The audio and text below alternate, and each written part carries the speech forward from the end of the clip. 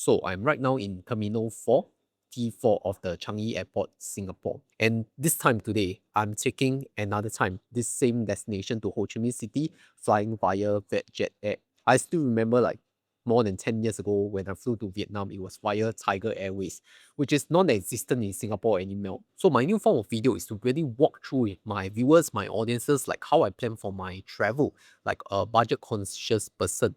And those of you who like to win max rewards, right? I'm sure you'll find this video very helpful. Let's start off with flights. So I'm taking Vietjet Air. This is my first time and probably my last time taking Vietjet Air. I'm flying from Singapore to Ho Chi Minh City direct. I booked it after searching for the lowest price through Skyscanner. And if you're asking what credit card is the best to pay for online airfare tickets, I think there are quite a few credit cards, but what I chosen was HSBC Revolution at that point in time because it was still offering 4 miles per dollar. And then like I was clocking my miles via HSBC. Next up, I want to talk about lounge strategy because most of you, your transit via T1, T2, T3, T4 may be a bit unfamiliar because that's more for the budget airlines and Cathay Air, right? So for T4, what I did this time was that I dined in at the restaurant first. So the restaurant I chosen was Crystal Jade, a Chinese restaurant. So for priority pass holders, you can either choose a restaurant or a lounge. Of your pass permits, right, you can go for multiple entries like unlimited visits. Right, so I went to Crystal Jade first to have a Chinese set lunch. Chinese food, Crystal Jade.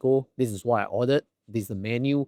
You can have a look, see if it fits your taste bud because I think that lounge food more or less is the same one. So after my food there, I went to the lounge, which is the Blossom Lounge, which is also in collaboration with SETS. Oh yeah, one thing for restaurants via Priority Pass, right? You cannot use your Amex Platinum Charge Card Priority Pass for it because it doesn't allow for restaurant visits. So for restaurant Crystal Jade, I use my UOB Privy Miles Visa. Alright, so UOB Preview Miles Visa give you 4 lounge visits per year, but you can only enter for yourself individually. You cannot bring in guests or they will charge you, right? So some people use it wrongly. You can only bring yourself in. So me and my wife, each person one priority pass each for one set of Crystal Jade Gold set lunch each. Then the set meal you can choose from one appetizer, one main course, one dessert, and one beverage. Okay, very standard one. And if you also want to know of all these strategies, then come and join us at over 22,000 members in a Honey Money SG Telegram group. Moving on to the lounge, this is T4 Blossom Lounge in collaboration with SETS. So I'm not first time here.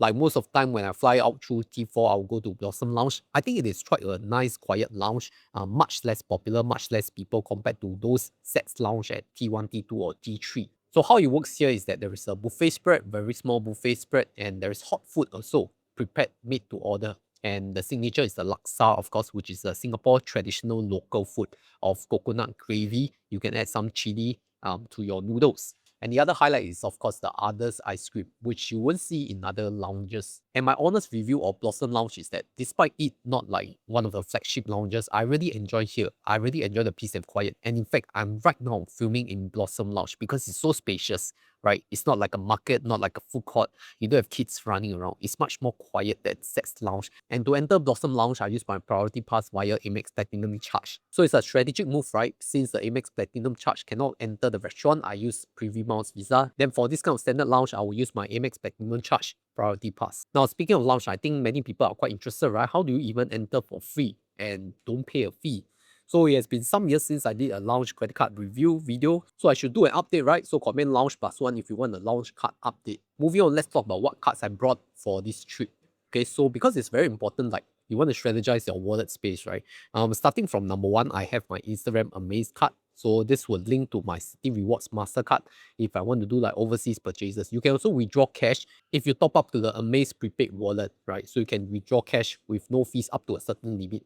Next card I brought is the DCS Flex Visa card. So this is my main driver for 2026 credit card strategy. And part of it is that 8% cashback on foreign currency purchases. And because there is a minimum spend to this card also, so you can spend locally, you can spend it overseas as well. So I think for 8% cashback, even if you minus away the foreign currency fees, I think it's still at a net benefit of around 5%, which is fairly good. Next card I'm carrying is a Chocolate Visa debit card. So this card will give you 1 max mile per dollar, plus the fact that you have no FX fees. So if you prefer max miles, you can use a Chocolate Visa debit card if you don't want to use the credit card. Then I'm also bringing my Maybank XL Rewards card. This is the 4 mile per dollar version. version whereby if you spend $500 minimally per month, you can get 4 miles per dollar. And that includes foreign currency as well. So it can cover both travel spend and foreign currency spend, but there's a minimum spend requirement.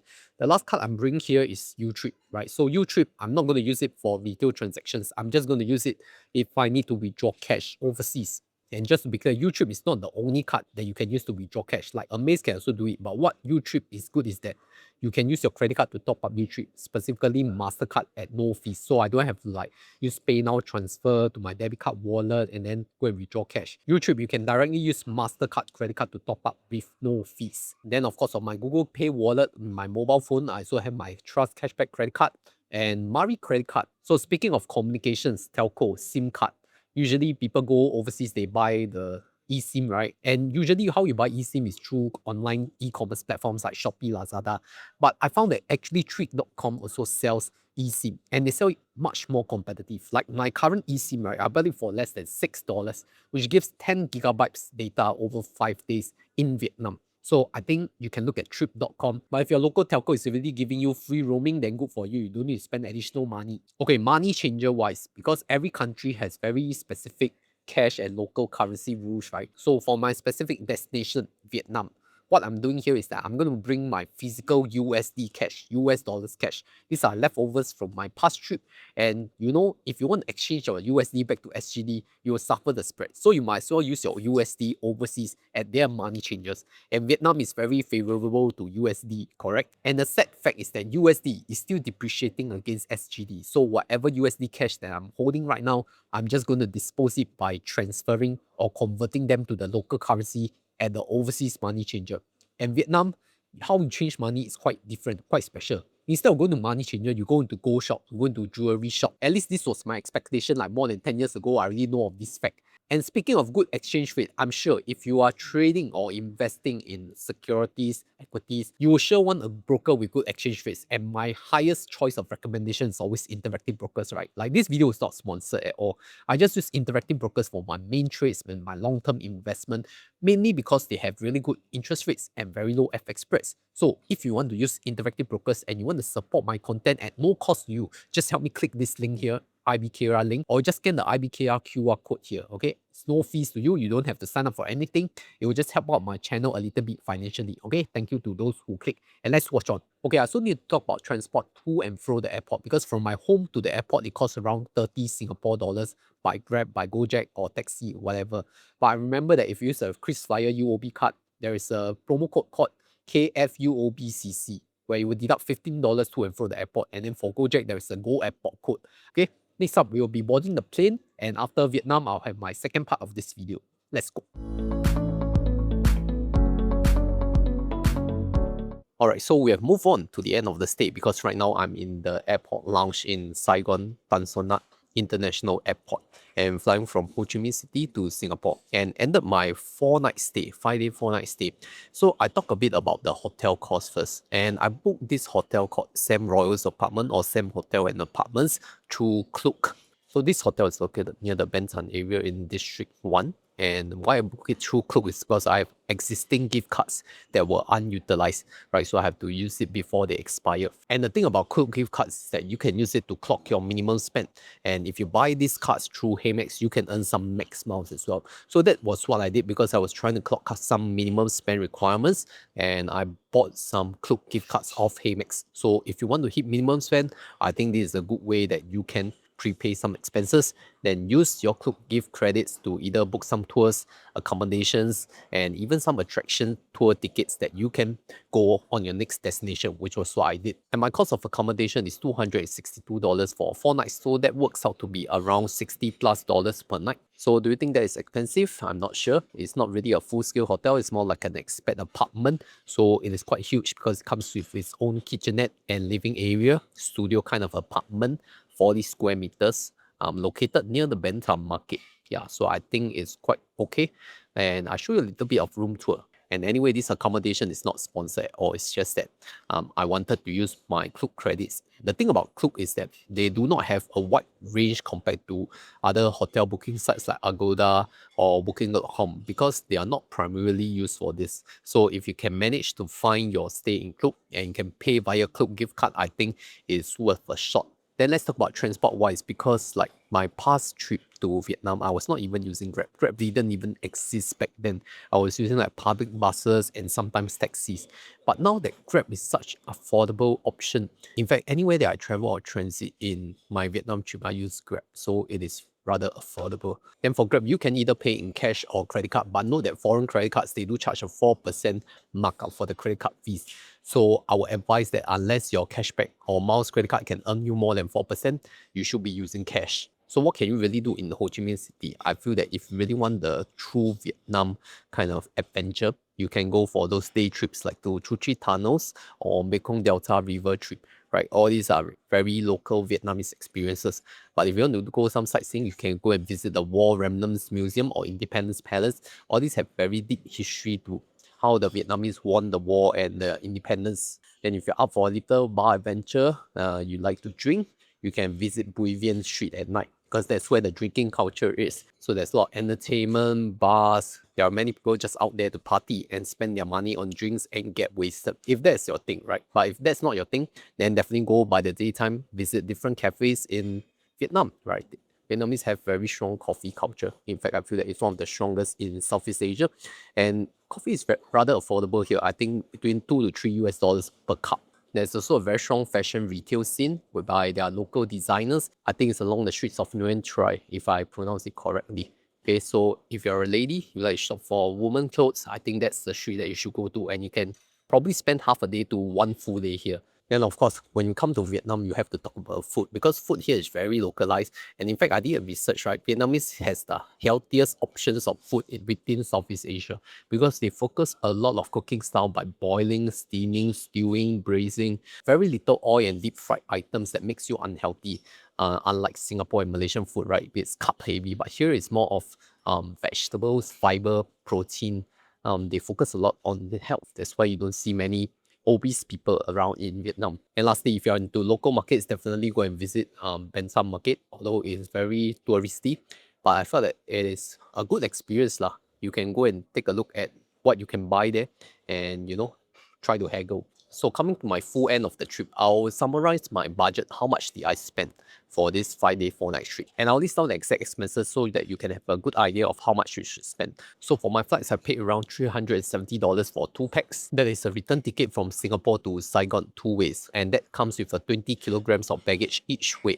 Then from my Singapore home to Changi Airport, 2 ways, that is $60. For lounge, I didn't spend any money, so I paid $0. For hotel, I paid $262 for 4 nights, which I just mentioned, right? So we'll add that in the fixed cost. For eSIM, I paid for around $6 through trip.com. I think it's more of the most cheapest option. Travel insurance-wise, we bought it through Tick by Etica. So it was offering $31 for 2 packs for 5 days, 4 nights to Vietnam. Yeah, so $31 for 2 packs travel insurance, just the basic tier.